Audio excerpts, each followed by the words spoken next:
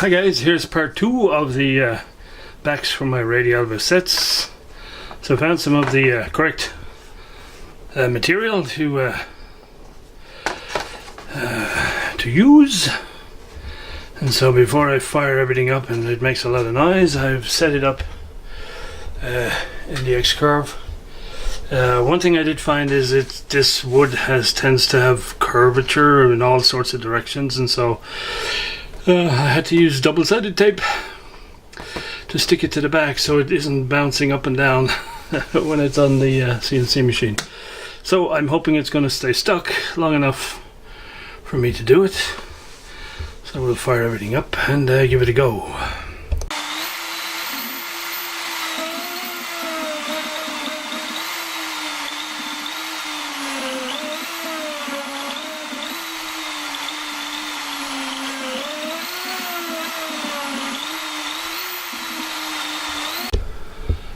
So there we go, after the first cut or first attempt. As you can see, the upcut bit is really not the best cutter for this type of work.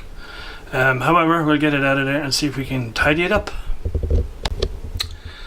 So there we go, looking good so far. I just went round the outer edge with an X-Acto knife, and then I used a countersink bit to clean up the holes on the top surface. Of course, since it's an upcut bit, the holes on the back are completely nice and perfectly clean, and hence I prefer the downcut bit and have that quality of cut on the top. But anyway, we'll carry on. I think this is good enough. I'm going to go and get one of these radios and see if it fits. That'd be a bummer, wouldn't it, if it didn't fit.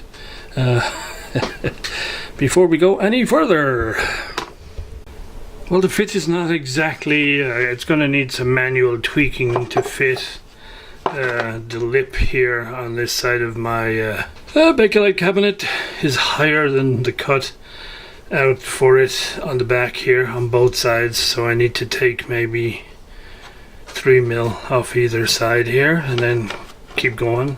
The top generally looks okay, but the holes here,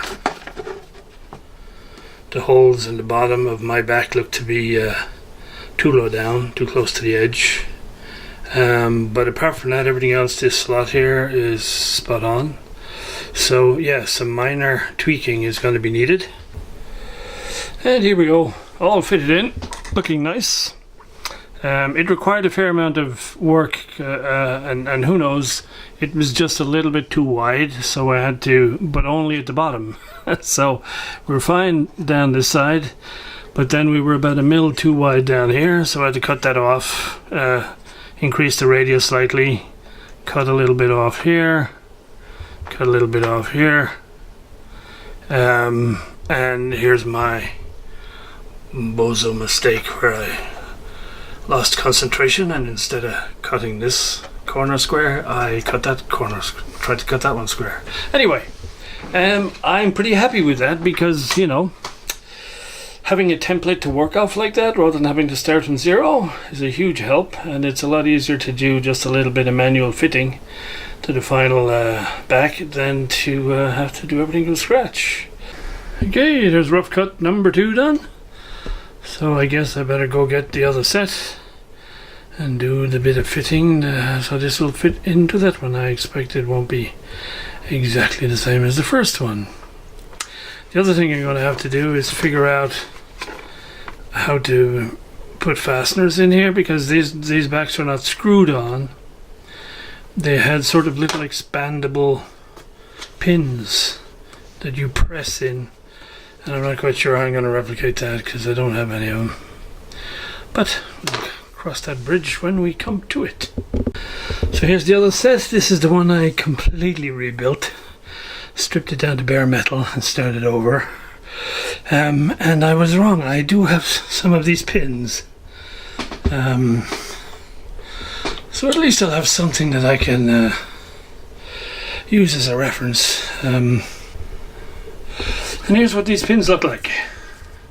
So as you can see, they're like a split pin or a cotter pin that has a proper head on it and whatever.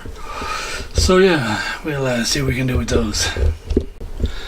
Well, as I suspected, this cabinet is slightly different in dimensions to the first one. And so, from a width perspective now, this one is, if anything, slightly too narrow. I have some lateral movement here. However, I noticed that I can't get the back to go in at the bottom. And the reason for that is this chassis sits further back in the cabinet than the other one. There was, as you can see, this metal overhangs the Bakelite, whereas in fact the whole chassis needs to go forward. And also I think this screw is in the way. Nothing unsurmountable, and apart from that, I just had to quickly do the same mods, you know, change the radius a little bit here, drop that down a bit, cut that square, change the radius a little bit here, and square that off over here, and yeah, we're basically there. Well, against all the odds, I managed to find the damaged back from one of these sets. I think this came out of the one that I bought off eBay. Because it says down here one of the valves was changed from a 25 L6 to a 6V6, and since this is a originally was a series string set, that wasn't going to work. And this set that I got off eBay, somebody had tried to change it from a series string to a transformer, and obviously had given up somewhere along the way because there was no speaker in it and half of it wasn't connected up and so on. Hence I completely stripped it to bare metal. On the positive side, I see that they don't have holes in this frame, they have slots, which is nice, because when I drilled the holes here to take these expandable pins, and I got them in at the top, the bottom is up a little bit higher now, so there's no way you could drill a hole here and have it line up. It's going to run over the bottom. So that's good. That means I can cut slots in all four corners here, and it gives me a lot more wiggle room to line up the back, which I think was the intent in the first place. The other thing that I think has happened along the way, it's a couple, you know, it's a while since I did these restores, is I think I got the chassis and the cabinets mixed up. This is definitely the cabinet from, I think, well, I'm pretty sure this is the cabinet of my neighbor's radio, but the chassis is the one from eBay. And the chassis doesn't fit properly in this cabinet. I can't get it forward enough, and there is a big gap here between the glass and the frame, which ought not to be there. And of course, because the chassis is too far back in the frame, I can't push the back in far enough so that it sits properly in here. So I think we're going to be swapping chassis and cabinets and see if that helps the situation any further. One thing I'm nervous about is where these pins go into the Bakelite here on this side is busted, and so I don't know how many, let's say, times I can pull these things out and put them in and get away with it before the Bakelite gives up. So that's the first one done. I managed to get all 4 pins to line up, and yeah, I didn't need to cut slots on the top, but I had to cut slots at the bottom. Well, the gods may be smiling on me, because I had a quick look in here and it looked like there were threads. And so I got an M4 bolt, and sure enough it would go in a little bit of the way. So I ran down with an M4 tap very, very carefully. And I can screw in that depth, which I think is plenty. So if the other 3 holes work out like this, we will have found a way of fixing the back to this other cabinet.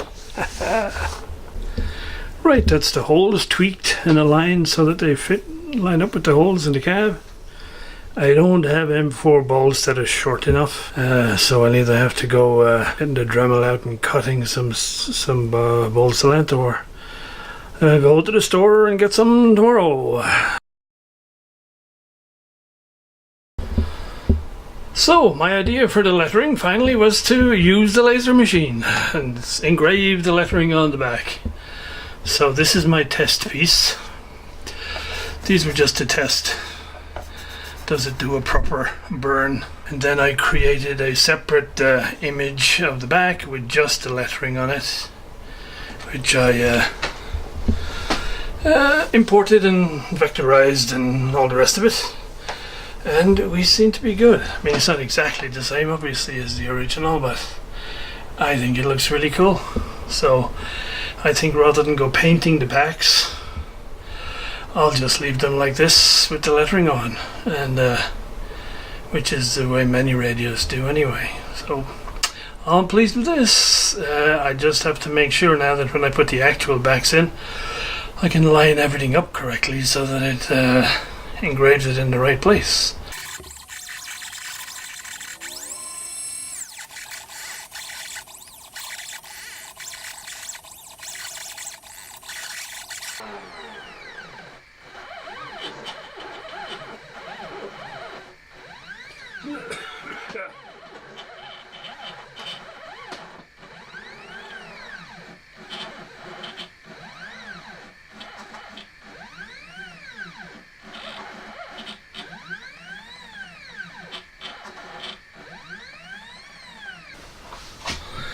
Well, as you can see guys, we have an abort. We almost got to the end, and would you believe it?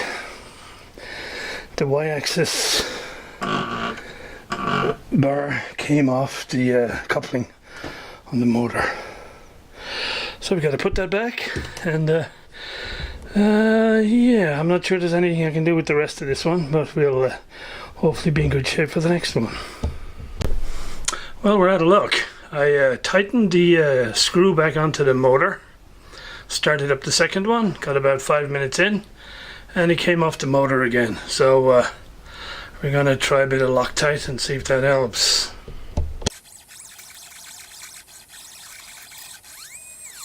Right, there we go. Let's have a look.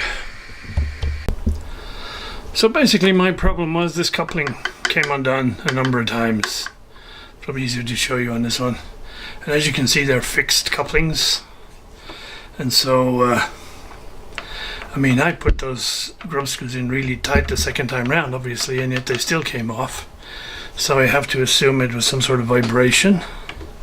So I oiled the lead screw, because that seemed to be the guy that was causing the problem in terms of the vibration, and then I put some Loctite on the grub screws and put them back in, and we got to the end. However, as I say, I'm not sure this guy is ready for prime time. So what I might look at is replacing these couplings with these flexible couplings. Unfortunately, these are not the right inner diameter, but these guys have can flex, and so if there's out of alignment between the motor shaft and the lead screw, it can compensate for it. The way this is set up, it can't. It has to be perfectly in line, otherwise it's probably going to work its way loose. So nothing looks to be out of line when this thing is running, but anyway, we'll have a look at that, and we will definitely test the old thing thoroughly before we give it its next production job. Another little learning is my power supply with no cooling. After printing those, engraving those couple of things, for which was about a half an hour work, it's nice and toasty. So I think we'll just go get a bigger box to put things in, and we'll have some ventilation holes. It was an interesting exercise to try and get it into as small a box as I could, but if it's going to be a worry, then yeah, it's still quite warm. I loosened the lid off so air could get in and out a little bit. So there we go. I think I'll wrap the project here, guys. As far as I'm concerned, if you like, the process was good. We just had some technical problems with the machinery. So this one, what I might do, since it missed all the stuff down the bottom, is I might make another image file with only those characters on it, and see about engraving those later. This one, there really isn't anything I can do because it died at the beginning and I restarted it, and well, there's no way you can really get this zero reset because there's no limit switches on the little carving machine. But I think they look nice. They certainly look a lot better than they did before, and I will of course get some nice short M4s to go in there as the final solution. So anyway guys, that's it. I hope you found it interesting. I feel quite pleased because I have combined my vintage radio passion with CNC stuff, with laser engraving stuff, and then from my Pi radio upstairs I've used a 3D printer. So all the technologies are being used together to further the vintage radio collection. Alright guys, speaking of 3D printers, my Orbello printer frame finally did arrive this morning, but guess what? The hardware mounting kit of all the nuts and bolts to put it together did not. So back for another couple of weeks of waiting and hoping. So but at least nuts and bolts I can get myself, but it's the principle of the thing. So I've mailed them off saying, can I please have the nuts and bolts please? Anyway guys, next project soon. Talk to you soon. Bye.